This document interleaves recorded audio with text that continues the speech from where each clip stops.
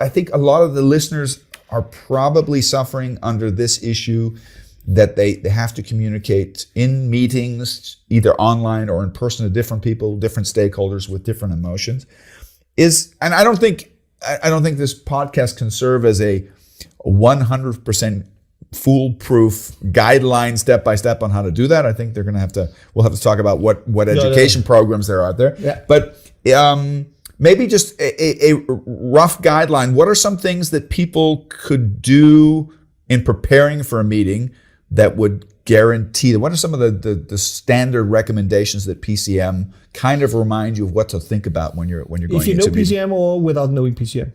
Well, for those people who are listening, probably don't know PCM. Yeah. So, what would be some basic? What would kind of in German we say die Vorstufe, before I get to PCM? What would be some good recommendations that I could get from PCM that would make my meetings better?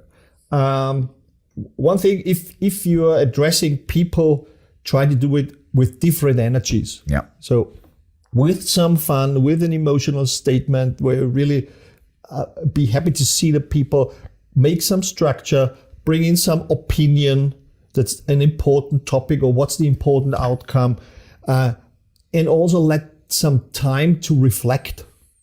A small exercise. Just think about which question can pop up, and bring in some to do. What can you do? Yeah. Bottom line, what's it do? Activation. Activation. So it's definitely the sixth perception. Yeah. If you include this in your intro over the day, and then you can use, for instance, some slides, some videos to support. So change the medium. Yes. And change the pace, change the tone. Last week I got a phone call from one of our trainers and said, help me.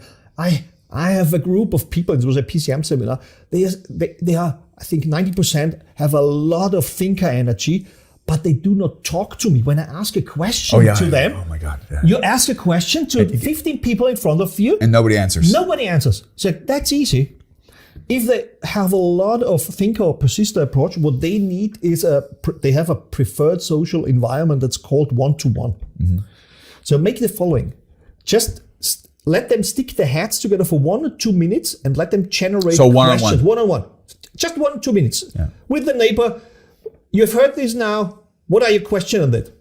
1 minute. And then you have unbelievable an amount of questions. Why? Because they get their social environment, their preferred one.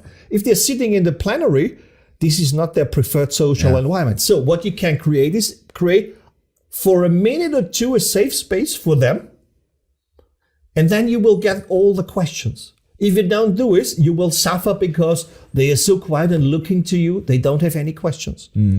And she called me in the evening and said, this idea was brilliant. It's just about applying PCM. Sometimes it's just a small step, but you're missing that one step, right? Yeah, and with online seminars, it's the same. When you look to the people on the flat screen, and what are your questions? You will get no response at all.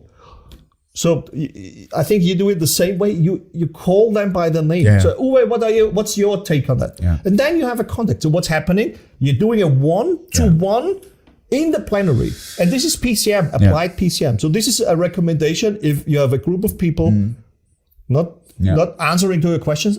Let's have a one-on-one conversation with them for 1 minute and gain the questions.